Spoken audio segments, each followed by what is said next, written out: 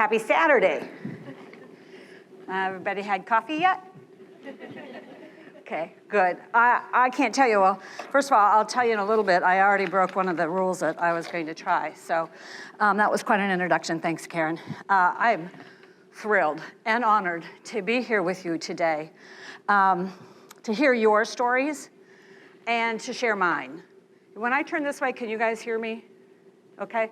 I promise you I'm going to stay up here on the podium because of the way this room is set up, but I do tend to move a lot, and since my mic is here, sometimes if I'm looking at you, you can hear me though, okay? When you can't, please kind of raise your hand or do something like this, okay?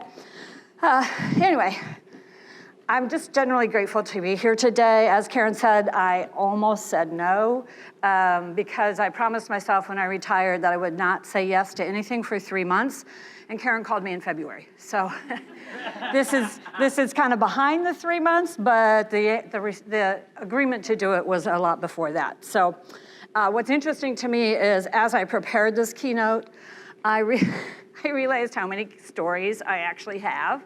I promise you I will not be telling all of them.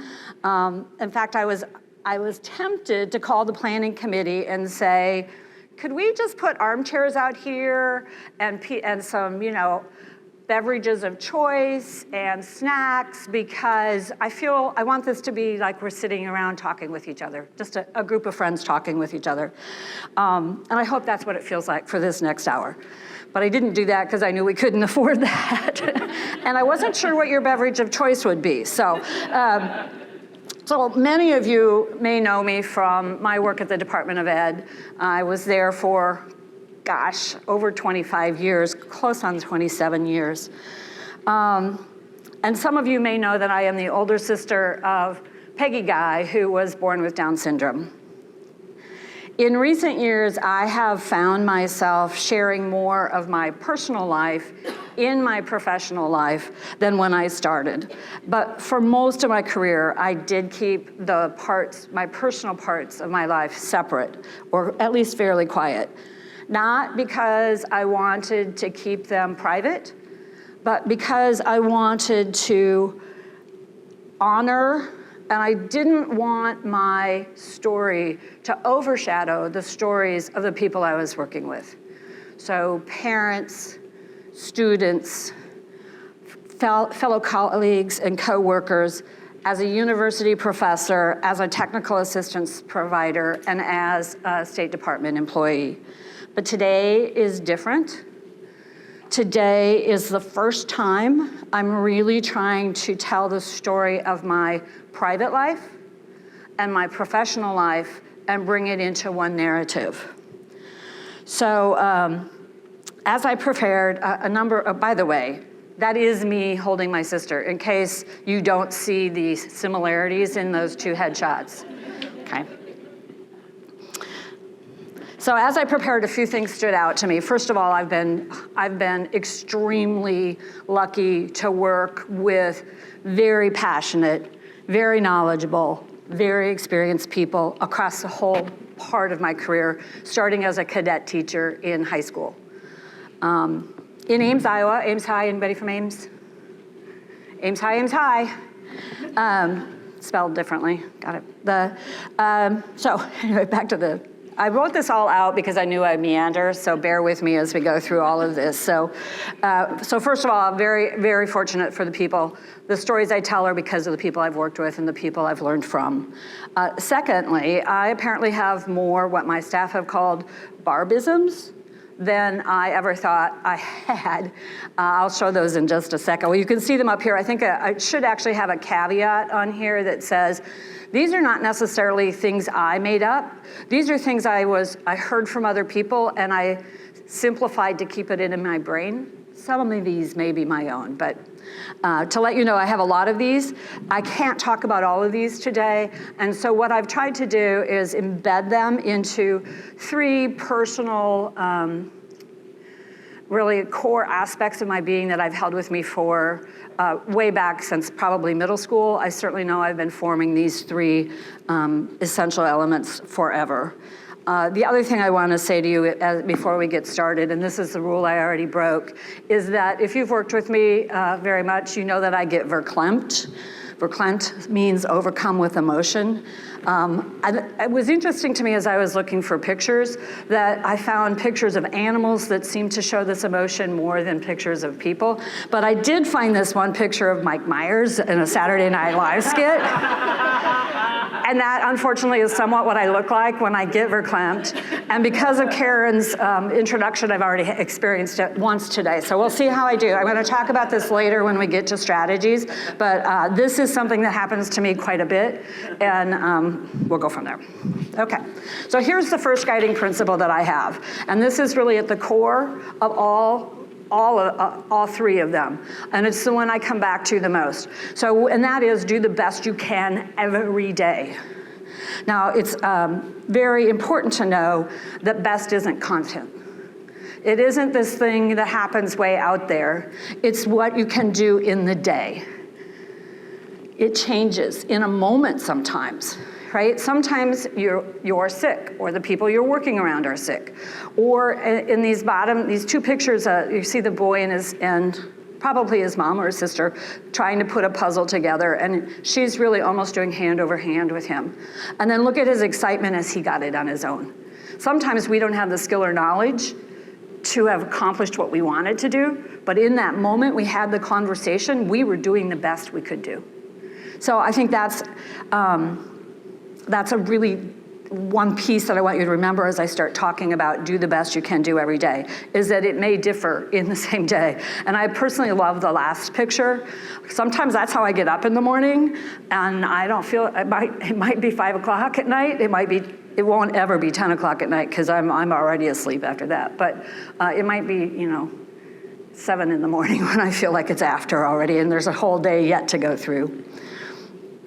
Okay, so let's get into this. So the one strategy I use for doing the best I can every day is to find the truth of the work. For me, a truth, as Peggy's sister, is that she belonged at home, in her community. This is a truth that I was taught by my parents. That truth was clear to our family, even when the systems that weren't built to support it. Let me say that again. That truth was clear to our family, even when systems around us weren't built to support it. The vehicle, the how of keeping her at home took time, creativity, and a whole lot of persistence. Peggy was born in 1965, before the passage of the Education for All Handicap, 94-142, as I can remember. What you probably know it as is the Individuals with Disabilities Education Act, and I can tell you I do not know the number for that one, but it's been a while since it's been reauthorized. At that time, when Peggy was born, doctors were still telling parents that they should institutionalize children with Down syndrome. We were very fortunate, though, because my mom was a nurse, and a husband of her colleague, she had a nursing friend, her husband, did you follow that? That's kind of weirdly said, thank you, okay. He worked at Woodward State Hospital. He was a social worker at Woodward State Hospital. And he, through my mom's friend, connected with my parents and said, we're beginning to believe that by institutionalizing people with Down syndrome, we are actually increasing bad behaviors, and we are reducing the ability for growth both cognitively and socially. And so my parents made the decision, because they valued family being together, to keep Peggy at home, even though there were no models for that or very few models of how to do that. Okay, so finding the truth of the work sometimes means creating where there isn't something to follow. There's no model, there's no example, but you have a belief and you have friends or other people who share that same belief, and you figure it out. So when Peggy was born, young people with disabilities, and really adults with disabilities, weren't out in society very often. So my family started with this concept of, we're taking her with us. Now, Part of that is we didn't have money for a sitter, right? But also, we just believe family stays together. So we started with our extended family, and you can see in that lower right corner, that's me, I guess, always asking a question. We were in the back of a pickup, and my uncle is getting ready to do chores, and those are my cousins and my brother sitting there. In the very far back, you can see my mom bringing my sister to put her in the back of the pickup with us. So what we did, she did. Where we went, she went. And you, for those of you up in the Clear Lake area, that's us at Clear Lake Beach. And again, when we would go to the beach or any place with Peggy, there were always lots of second looks. And I'm pleased to say, when we look in society today, that's not as much the case as it used to be. It still happens, but not the way it used to be. Okay. I think I want to read this piece of it before I go into the next one. So just because I think the term, so my parents didn't buy into the concept of seclusion. The term did not even exist when Peggy was born, because it was just something that happened. They included Peggy as she was because they valued family being together. And they taught me that for us, inclusion isn't or wasn't a social concept or even an effective practice. It was simply the truth of what it meant to be family, okay? So in this slide, is just more examples of how we had to build sometimes things that didn't exist. So one of an example is this picture of my brother sitting in the chair in the pop-up camper that we went camping in. I look at that now and it's like, boy, I had really fun memories of that. And I look at it now and I'm like, God, no, please don't make me do that. So it's funny how things shift over time. But if you notice, I put a really artistically designed yellow arrow up in the far right corner, and it's pointing to a little red flag. My sister was such a curious toddler. She wandered everywhere. And it was actually dangerous. And so what my mom was able to do, you can't tell it, but there's a clothesline going between that tree and one that's off out of the picture. And that little red flag, that's a lead. So yes, my mom tied my sister to a clothesline. But it slid, and the rope was long enough that she could explore anywhere she wanted to in that campground area without going off. And this was way before they had those things that you put on your wrists that expand and all of that. But we wanted Peggy with us, and we also wanted to live our life as much as we could. So anyway, so there were moments when my family, like so many of yours, had to be creative, persistent, and maybe a little bit stubborn. Long before community employment was considered a practice or evidence-based approach, my parents and Peggy's IEP team were already working to transition her to the community. I don't really have pictures of her working. I couldn't find those, but she worked at Target for 20 years, and at age 21, when she graduated from high school, she moved into her own apartment in Ames. They have really great community supports in Ames. But that's because we believed as a family that everyone should be contributing and working if they could. In fact, my brother and I, if we had to do chores, by God, she was doing chores too. So I want you to think about that in 1986, when Peggy was 21, a woman with Down syndrome, employed, living on her own, contributing to her family, 4 years before the transition requirements appeared in IDEA. So I really am stressing that is not because we were in it great and that we were setting out to do this model, but to say that in this, to just reinforce in this time when things are in chaos and we don't know where things are going or what you want for your child or what's happening in your work set. When people believe together, when you get to the truth of the work and you focus on the truth of the work, you can make things happen, even though you don't know what it's going to be, but it's a value that you're working towards, okay? Peggy lived on her own until she started showing signs of Alzheimer's, and even then, we worked together to find the best supports for her. I'll talk about that a little bit more as we get deeper into today's conversation. But I just want to point out that the work doesn't stop. I think you all know this.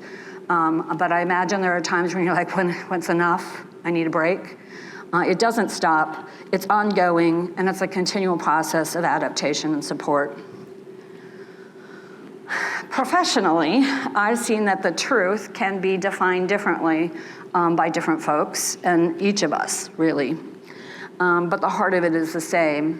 What matters most? What are we trying to do here? And then how do we move that forward? And so certainly this might be my own ism, but find the truth of the work and then the vehicle that keeps it moving. As Karen mentioned, I've been at the department for over 25 years, and there are a lot of things, education gets accused of the flashy item or what comes next, but in reality, some of those things have very core elements that we transfer on and on and on, trying to, spread the word and the work.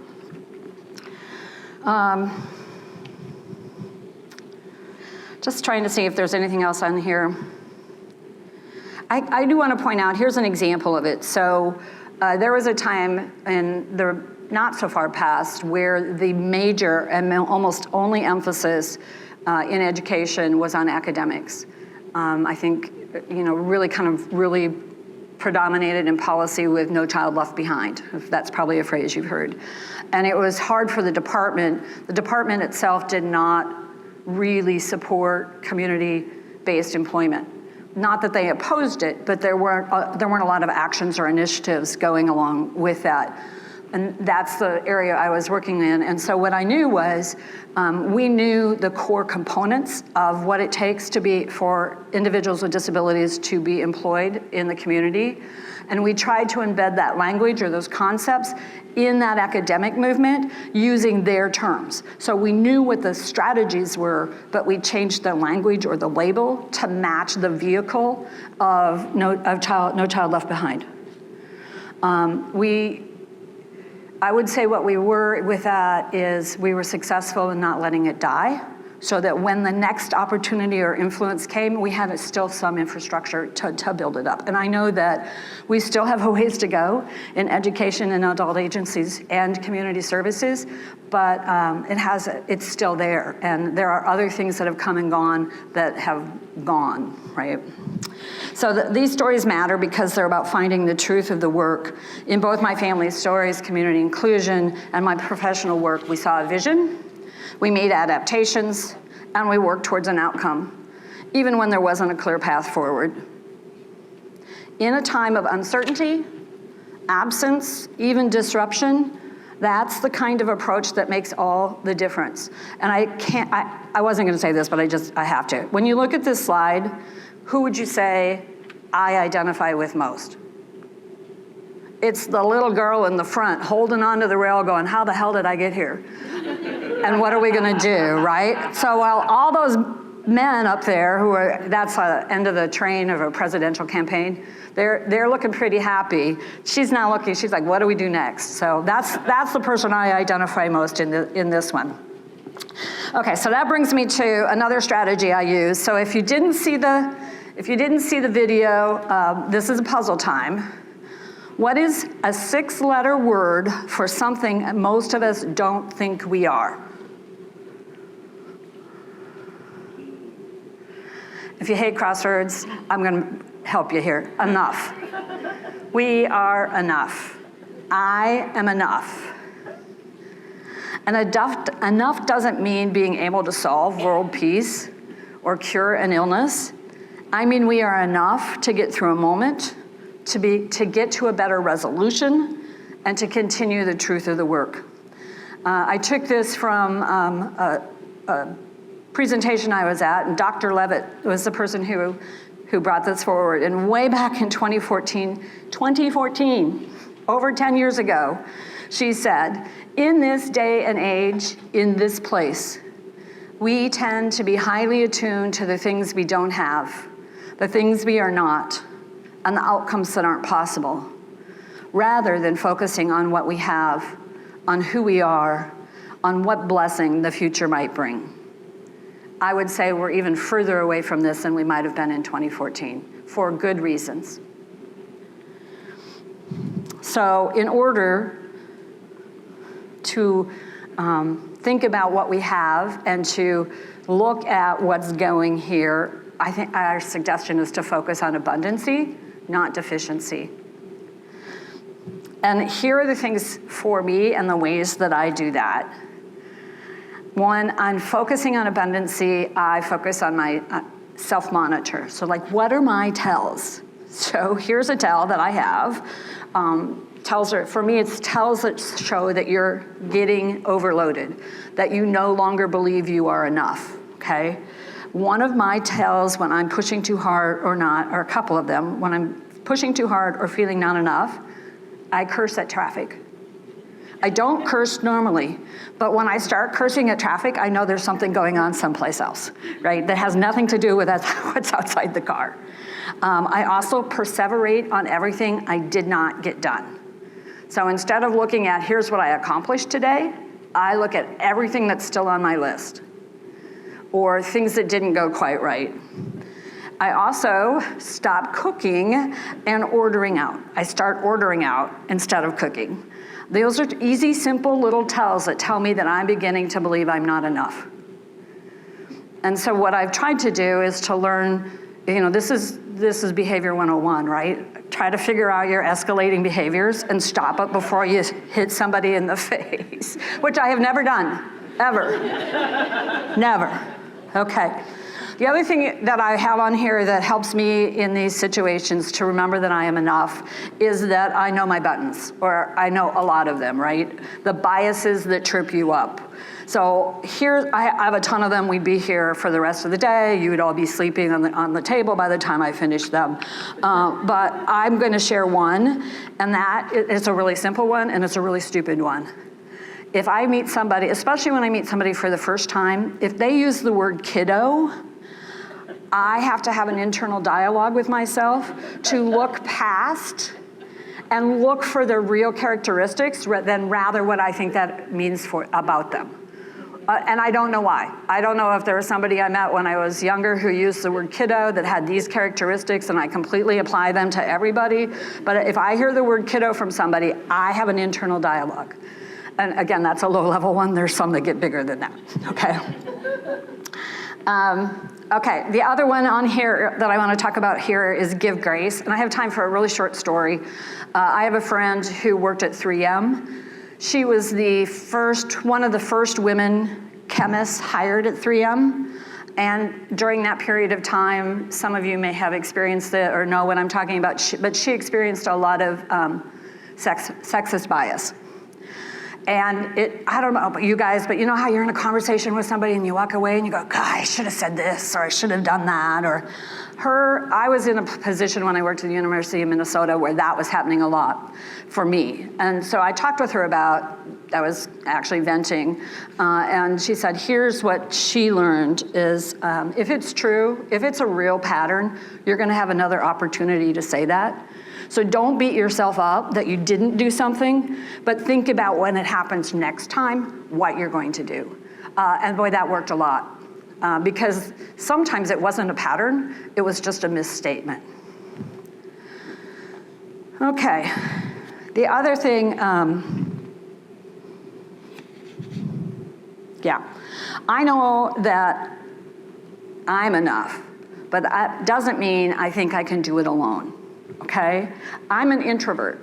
I like people, I like being around people, I need people, but I also need time to myself to think, to process, and refuel.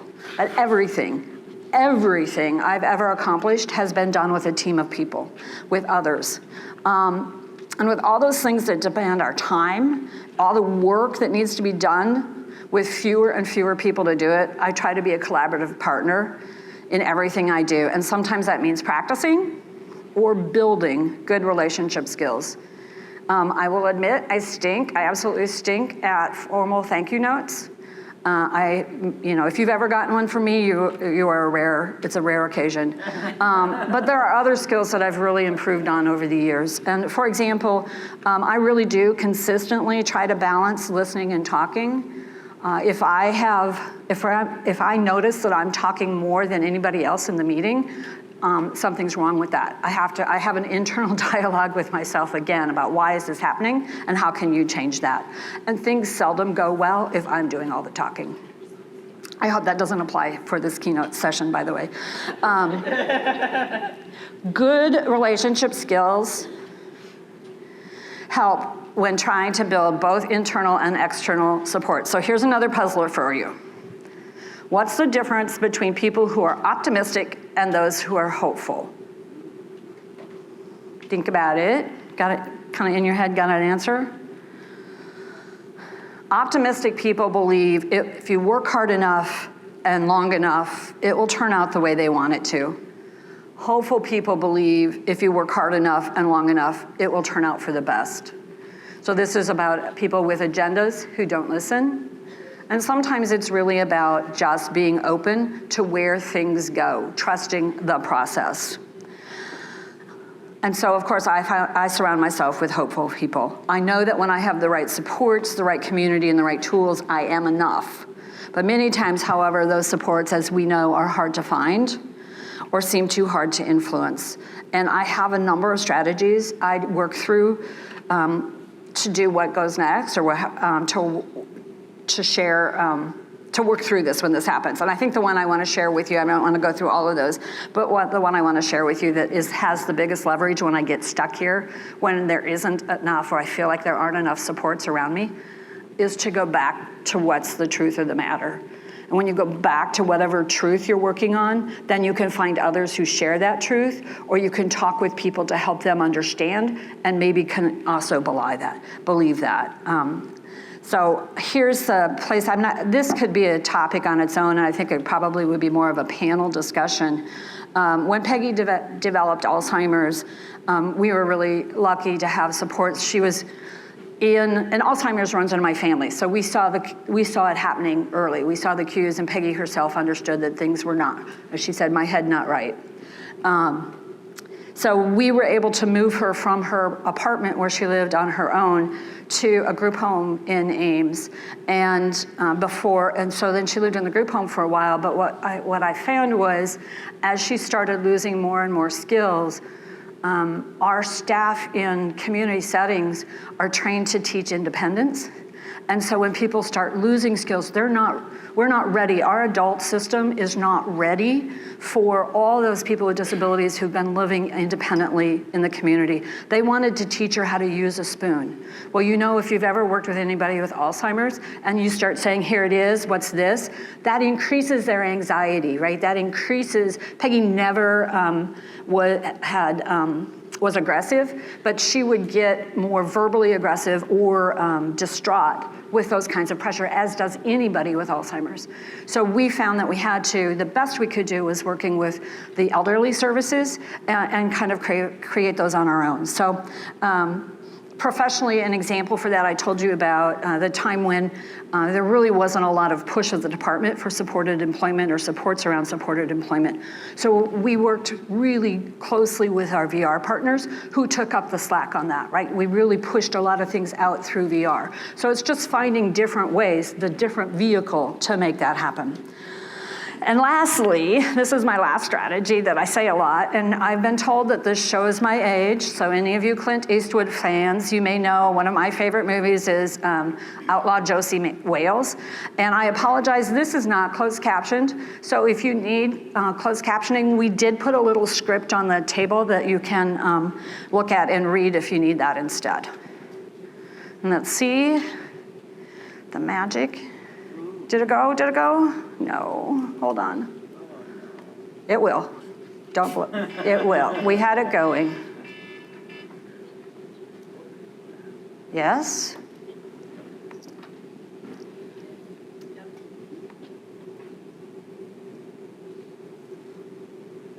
We told them about how our land had been stolen and our people were dying. When we finished, He shook our hands and said, "Endeavor to persevere."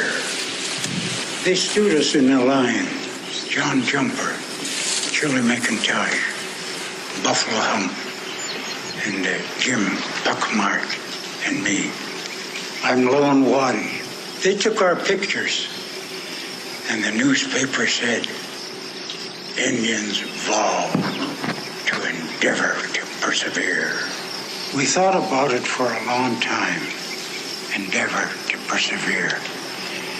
And when we had thought about it long enough, we declared war on the Union. So I'm not saying that we should go declare a war never on posted anybody. stuff like Whoops, this, sorry, but I- guys. Let's see. There we go. And one more.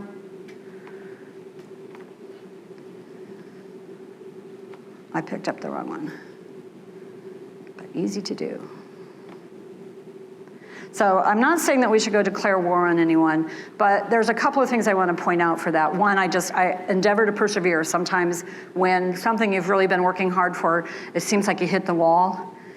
That's just something that it's a mantra that pops into my head for a little bit of calming, I guess. The other piece is two things.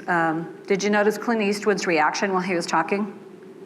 He could care less, right? He's spitting at an insect and getting ready to take a nap. Well, a very poignant story was being told. And I think sometimes that's what happens when we're in a moment of saying something that's really meaningful and that means something to us.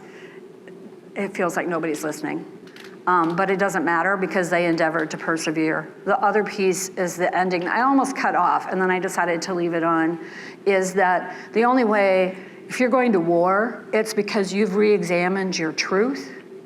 You've gone back to the truth that's most important to you and said, this is the only way we can go. So always going back to that truth of the matter when things are stymied is helpful for me in terms of what to do next. Sometimes it takes a little while to get there, I will admit. Okay, so I'm gonna move us into an individual activity just briefly. We'll spend a little bit of time on this. Think through, if you haven't already, what are your tells? What are your buttons? And then do you monitor your level of belief? Do you have a way of knowing, well, maybe we should start with even, do you believe you're enough? And then can you identify escalating patterns of disbelief for yourself? I'm gonna give you maybe 2 minutes to think through that a little bit, and then if you would turn, if you feel comfortable, I kinda am not a big touchy-feely person, but I wanna give you time to do this if you want. Talk with each other at your table about any of this, what's on this part, or anything else I've said, and then we're gonna move into that second guiding principle for me. Okay, so we're gonna take 5 minutes overall on this one. Got it? Thank you. Thank you. The vocal participants in the front of the room, I appreciate that. Need that reinforcement. So just a little break to process.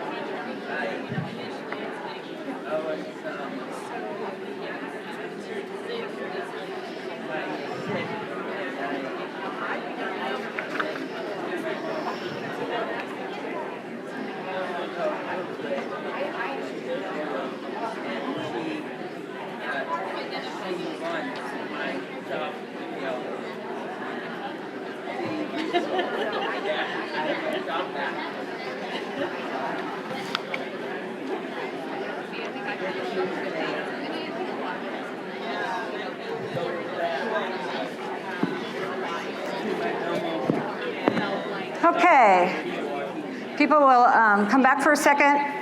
We have one more step in this activity. Oh, one more step. This one, what I'd like you to do, again, optional participation. This first part I think is easier, but if you would turn to the person sitting next to you and look at them and say, you are enough. I am enough. You are enough. And then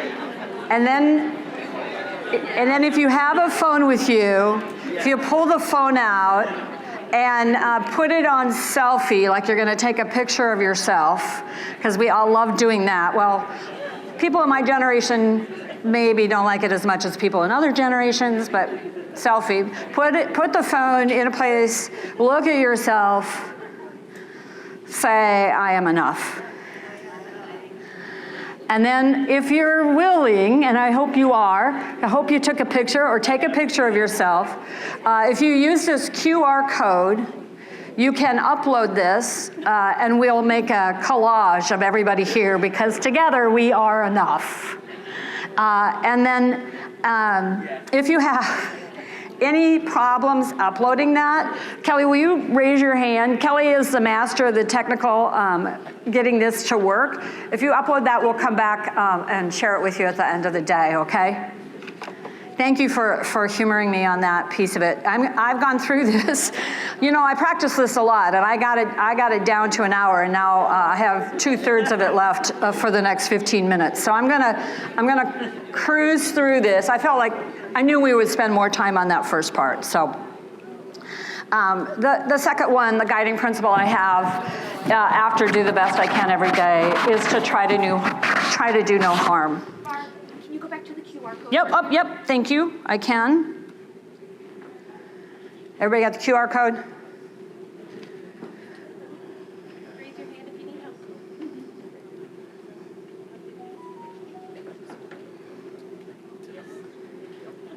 All right, I see folks still working on that. Kelly, we good? I think we're good.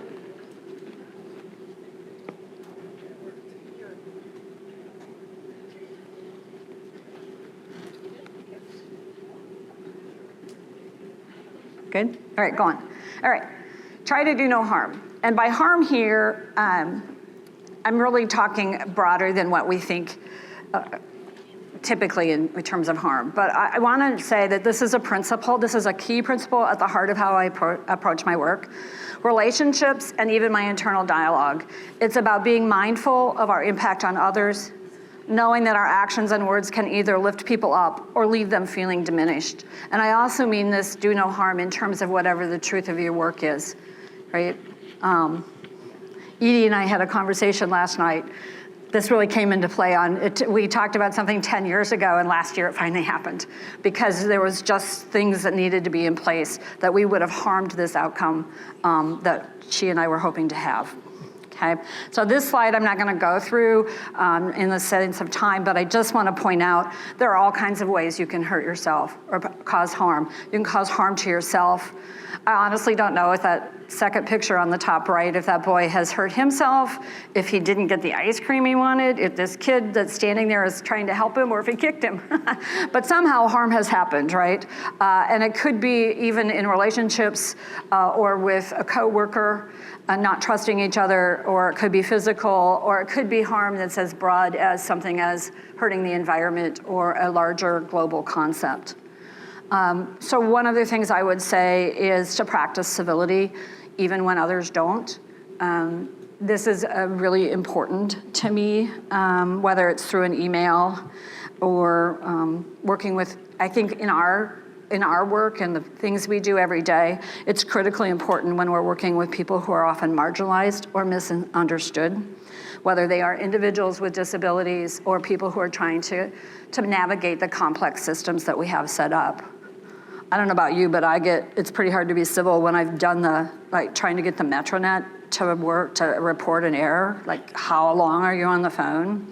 But in our world, especially with pressures of parenting, advocating, working in systems that are stretched thin, it's easy to get cynical, it's easy to get frustrated, but I found that if I assume good intentions until proven otherwise, I create space for trust.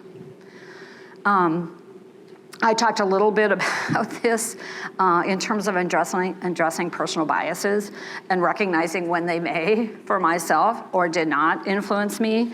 I'll skip a lot of the happy prose in this one, but to give you my example, because I value this one so much, it really pushes my buttons when I go to a meeting and the people at the table have not introduced themselves, nor have they told me the meeting for the agenda. I do not know why I'm there. That, frankly, pisses me off. I mean, I'm not even gonna say mad. And I can escalate to a place where I feel like I'm being bullied, and I'm gonna fight. I fight back when I'm bullied.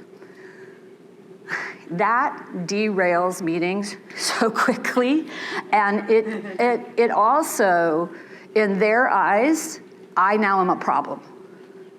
And so I've had to learn my own tells and strategies about because in the role that I've had, and I'm sure for many of you, you go to meetings where that happens a lot. And so I can't let that bother me because it will derail the outcomes that we're trying to get to. And so I have some strategies that I've tried to do there. I won't go into details on that one, but I do want to talk about understanding all implications and unintended consequences. Frankly, I don't know what's going on in this picture. I don't know how it got started. I don't know what that dog's doing to whatever part of anatomy that is to that animal, mammal, reptile, whatever that thing is. But I do wonder, when the dog stops, is there like oil or poison on whatever that thing is? What's gonna happen to the dog's tongue? And like that animal, the other, seems to be really enjoying it. And if the dog stops, is the dog gonna get attacked? What's gonna happen? Because he wants more, which is how I feel at the end of a really good massage. But it's hard to know what those implications are, but the more you can understand and plan for those, the better. And here's an unintended consequence of something that started good. Just an example on a policy level from professional. Many years ago, OSEP, our Office of Special Education Programs, when we had one, was trying to figure out a way that we could compare outcomes across states. So they came up with a list of indicators, and they have an indicator for least restrictive environment. And least restrictive environment, in the concept of least restrictive environment, is supposed to be the place where the child learns the best and has access to peers. But it may be a regular classroom, or it may be something that's very segregated, but it's individualized for each child. But OSEP, and that's hard to measure, right? That's really hard to measure because it's individual.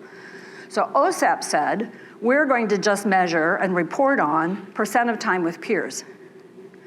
So over the years, what happened is states are reporting on 80% time in the classroom with peers or less. And you got punished if you didn't have kids in regular classroom. So over time, least restrictive environment, unintended consequence, has become, for many people new in the field, what is the percent of time that this child is being educated in a classroom with peers without disabilities, instead of completely ignoring, and they're learning and proceeding. Now, Andrew F. kind of changed that a little bit for us, and if I'm getting too technical, but that's an unintended consequence that took a while to occur, but it affected practices nationally. This is just a quick reminder. I won't go into the story about seeking common ground. Oh yeah, I'll do the story real quickly.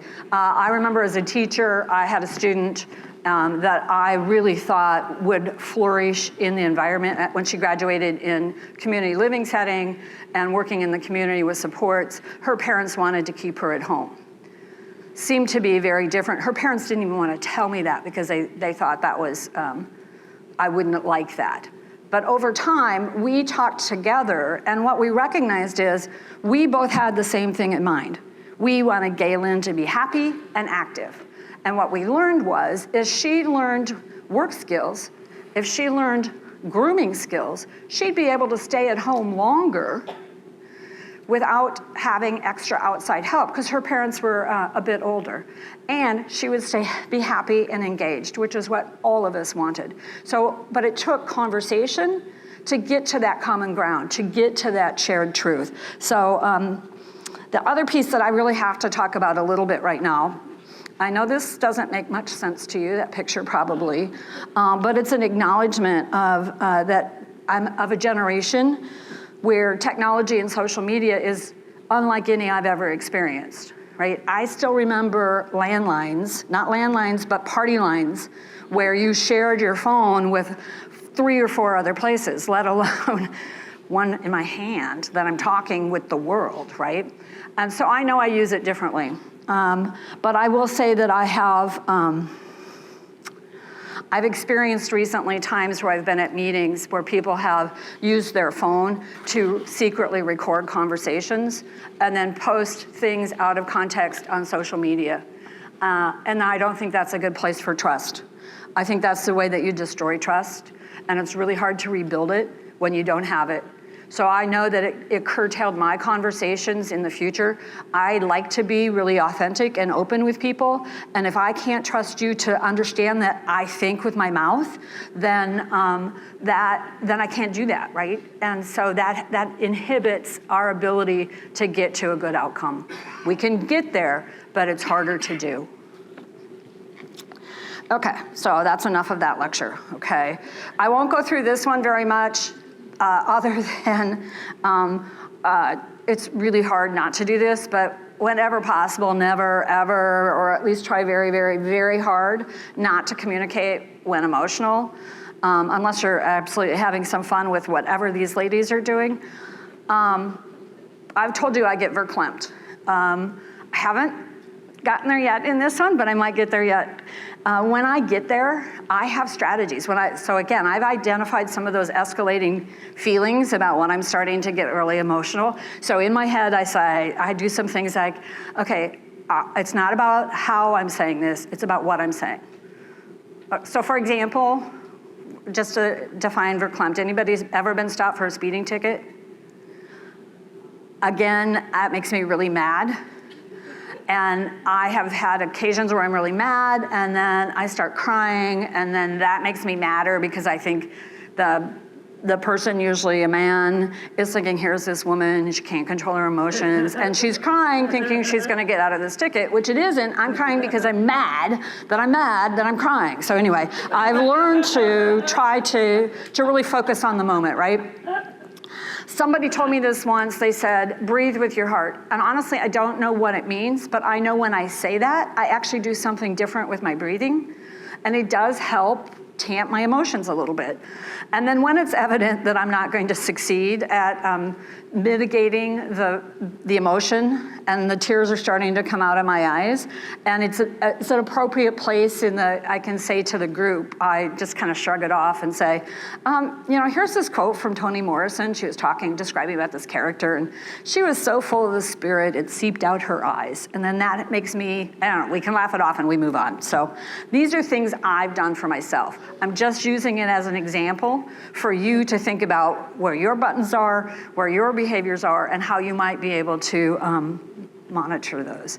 So again, be kind to yourself, practicing civility, giving grace, and managing our biases are all part of the work of doing no harm. But it's not about external interactions. It's also about how we approach our own flaws and imperfections. Being kind to ourselves is as important as being kind to others. And when we learn to navigate the difficult moments with this mindset, we can move forward in a way that allows us to make real progress without creating necessary harm in the process. Oh, we're right on time, good. Okay, moving quickly here after is actually my most favorite one, and that's have some fun along the way. Life's too short to not have fun. So if I had to sum up this section, I would say the journey is the reward. And I would also say when I first learned this, I said, this sucks. If this is what this is, the journey, and this is it, what? That's not true. Because my life felt more like this. I'm on a road, there's a cliff, there's lots of stuff going on. I don't like this concept.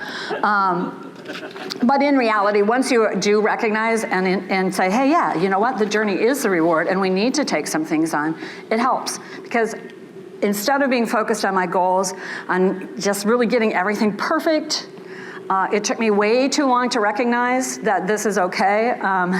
I realized that I'm gonna screw something up. And usually when I do, it's gonna be pretty funny. Like I would practice my mistakes. I would say, don't say X. And then you repeat things, don't say X, don't say X, don't say X. Instead of practicing, say A, say A. So what would happen when I'd get there? I'd say X, right? Because that's what's in my head. So I still don't have that one down. I haven't completely reversed that one. But once I relaxed into the fact that I wasn't gonna get everything perfect, that helped, right? That really helped focus on the outcome instead of having a flawless execution or process. And so letting go of perfect doesn't mean letting go of excellence. We've all been in rooms, this one's fun. I think it's fun. This is have some fun along the way, let go of perfect. We've been in rooms where mood is tense, the work is hard, and everything feels like it's riding on a single moment. But humor, used thoughtfully, can shift a room, create common ground, and remind everyone that we're human. And let's be honest, this work is too hard, too important to do without a little levity. Plus, there's way too much work to do and not enough people to do it. And I will always choose to work with people who make it fun over those who are full of negativity. This picture is our general counsel, Thomas Mays. We're at a retreat that happened on Groundhog's Day, a special ed team retreat that happened on Groundhog's Day, and he was kind enough to play with us on this a little bit. And it helps, right? It lightens the mood. I'm not gonna read this one. Well, I'll do real quickly. So a question that we ask ourselves a lot, I know it's terrible, isn't it? Why is this so hard? Sometimes when you're working on something, it's like, why is this so hard? And when I get to things, when I ask that question, especially when it seems harder than anything else you've done, I go back and have this internal question with myself. Am I missing something? Am I missing somebody's perspective? Is this the wrong time for this thing we're trying to do? Is it the wrong thing? Or is it that others, and this happens sometimes, you have a vision and people may share the truth of that outcome, but they don't have a clue on how to get there, right? And so the pieces you're putting together may stack over time, and it's helping other people. Everybody has skills, right? Some people are really in the details of getting something to work, and other people are up here thinking through things. So it may just be that it's the right time, but people don't quite know how to get there. Or is it right, but just hard? And I put this picture up here. If you have never seen the Friends clip about pivoting, I highly encourage you to Google it and watch it, because it is hilarious. And we have used it in meetings when we are all so frustrated. I've been in meetings with people I trust and value, where I've just wanted to throw my computer out of the window and walk out. And we've played this, and it breaks the mood up a little bit, and we move on from there. Okay, so here's my story of this. I have to share a personal story of vulnerability, letting go of perfection. This is something that happened to me, and I didn't let go of it until, I was in my 30s or 40s. So, what happened in helping me understand that I'm not perfect is I was providing technical assistance, or I should give up on being perfect. I provide technical assistance to 3 states, and we broke for dinner, and they all started telling Barb stories. from like Nebraska, South Dakota, and Iowa. And God, they thought they were funny. And for the most part, they were. And my favorite story came from South Dakota, where I was a duck student. It was my first time teaching a bunch of teachers and professionals on a topic that I knew the theory, but I had never done. I was very nervous. It was a 2.5-day presentation. My colleague was picking up the last 2.5 days, so these people were there for a week. And now, my voice, by the end of those 2 days, 2.5 days, I was in my half day, my voice is dry. So through that time, I was sucking down Cokes or lemon drops. Well, I relaxed just a little bit too early because about an hour to half an hour before I was going to transfer it, I decided I didn't want a Coke or a lemon. I was going to put my lemon drop in my Coke. So you guys do seem to know what happens when you put a lemon drop in Coke. Well, that wasn't bad enough because now I'm holding this Coke. There is liquid coming out of the top of it, and I'm like, oh no, it's gonna go on their floor. What should I do with it? Do you know what I did with it? In my mouth. And do you know what happens when you put that in your mouth? That is correct. It sprays out everywhere out your nose. And yep, I did that. And so I just encourage you that those things do happen. And you know what, laugh with it. In the moment, it was, everybody, I still remember it, okay? So we work hard, we care deeply, we do our best not to cause harm. But we also have to laugh, to be real, and to allow ourselves the joy of the work, because the work is worth it.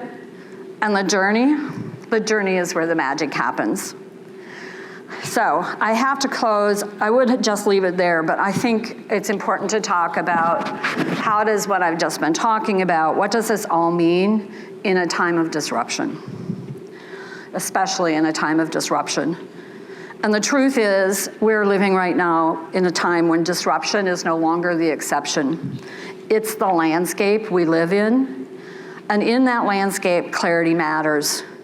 Not clarity in knowing every step, but clarity in knowing your truth, your values, your why. Doing the best you can looks different in times of calm than it does in chaos. In disruption, your best might mean simply showing up, asking one more question, or holding space for someone else to feel heard. It might mean cooking less and ordering out more. It might mean giving yourself the grace you so freely offer to others. Doing no harm becomes even more vital when systems are shaky. Relationships become our most powerful tools. Trust, respect, and grace aren't optional extras. They're the only real infrastructure we can count on sometimes. And if we're honest, sometimes the harm we need to avoid is the harm we do to ourselves by holding on too tight to perfection, legacy, or control.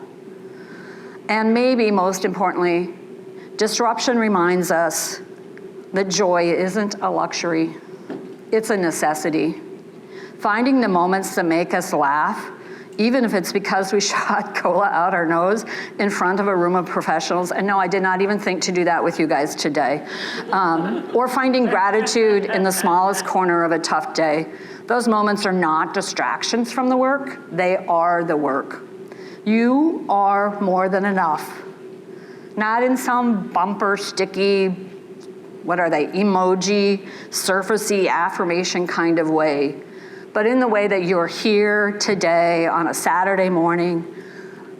I just breathed with my heart, I want you to know that you care, that you keep showing up for your kids, your work, for yourselves.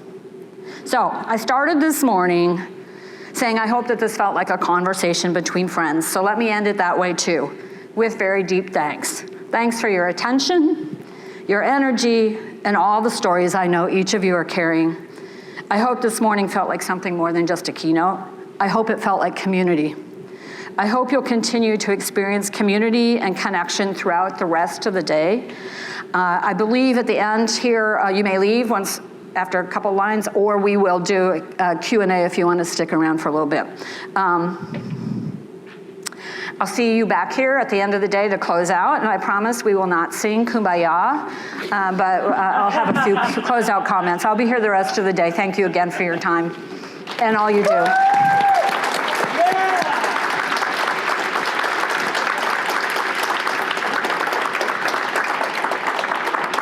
All right, Karen has a microphone. Because I don't know if this will be a question that comes from the field, so from you all, but raise your hand if you have a mic and Karen will come over. If you have a mic, oh gosh, nobody has questions, nobody has a mic. If you have a mic, Karen has the mic. If you have a question, raise your hand, she will come to you. But I also want to say, in case this is a question, and you know, I left the Department of Education in January with the position title of Division Administrator. And that position has been vacant. I am told, or I know for a fact, that the position has been hired and somebody will be starting in June. The Department of Ed will be making an announcement in the next couple of weeks probably, so look for that. I can tell you that this is good news for the state, and the individual who will be taking it is just a great collaborator and very family friendly, and so we look forward to that next era of special education across the state. So that position is filled, and so the work will carry on. Okay, questions? Anybody got questions? If I stand over here, you guys are okay? You can see me, all right? I promise not to get on the floor. My name is Joe Parrish. I was wondering how you think the state-run Department of Education, putting that back into the states, is going to help strengthen the communities that we live in. So when you, just to clarify, you're asking about the federal department? Yeah, going from the national to the state and how that's going to better strengthen our communities. Well, I think it depends on the people. Right? I think it depends on how the community steps forward and what kinds of organizational structures there are for that. I'll be honest, one of the reasons I waited, I'm no longer paid by the Department of Ed. I can freely say my opinion and say it's only my opinion. So that's the fun part. So here's my concern. I've had conversations with folks at the Department of Education in federal OSEP, and the attorneys at OSEP who know IDEA have all been fired. And the system, so every state has to report the same set of data in a system called EdFacts. And this was true about a month ago, so I don't know what it's like today, but a month ago this was true story, okay? The EdFacts system, the contract for that got canceled, but it's been re-engaged. But the people who manage that data system that all states are supposed to report to, that contract has been canceled. So I read that as there is no intention from the federal government to follow its statutory requirements. Federal government's the wrong term. There's no federal intention at the moment to follow the statutory requirements to monitor states' implementation of IDEA. So I am very, very concerned about that. But that's why I say on the state level, it depends on the state. Because if you have really knowledgeable people who understand the law and care about the law, we know the data doesn't matter as much. It's about the intent, right? It's about back to the truth of the work, not the implementation of the exact law. So I have hope for Iowa. One, because I know the people who are there making the decisions, and we have good infrastructure. And most importantly, we have all of you with strong voices who keep us accountable and who are good partners in telling us what's working, what's not working, and help brainstorm what does work. So I'm very hopeful for Iowa. As we do these things, we monitor our behaviors and we stay engaged. So thanks for the question, very good question. If you do have to go before we finish Q&A, make sure you fill out your evaluation for the keynote and leave it on your table, and we'll pick them up.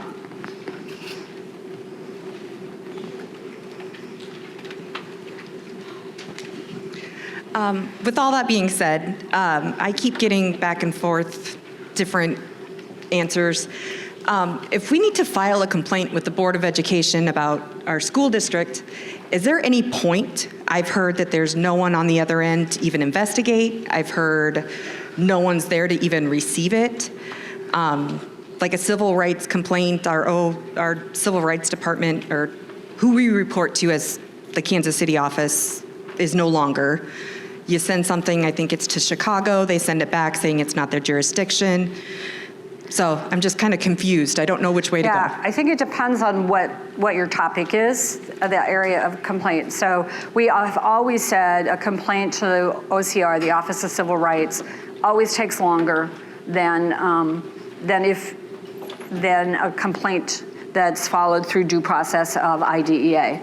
And what I've been hearing from folks is that's true, it's taking longer, right? And so that's why there's some concerns.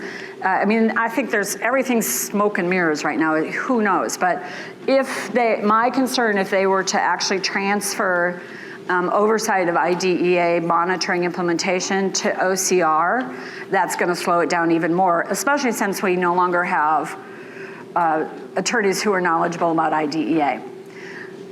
On the other hand, back to the other question of, we have been working hard in our state to improve our due process practices. So if it's about IDEA, our infrastructure is getting stronger every day, and that should get faster and clearer. And if it isn't, that's where you can hold us accountable. Again, there's something known as a Special Ed Advisory Panel, SEEP, and actually we have the chair, the current chair, Rhonda is sitting over here. Ooh, yeah, still the current chair. That you could also let them know if there's processes, if the department doesn't seem to be reacting quickly enough. But other things that are more 504 or other report, or Board of Education also should be pretty responsive, but OCR, everything I've heard indicates it will slow down even more. You're correct. Other questions? Comments? All right. Karen, any last words? Just thank you so much for sharing your wisdom. I've seen you put those practices to work in really difficult situations, and I appreciate you. Thank you for being here. Thank you all. Thanks. Thank you. Everyone. Enjoy the rest of the day. I'll see you at the end.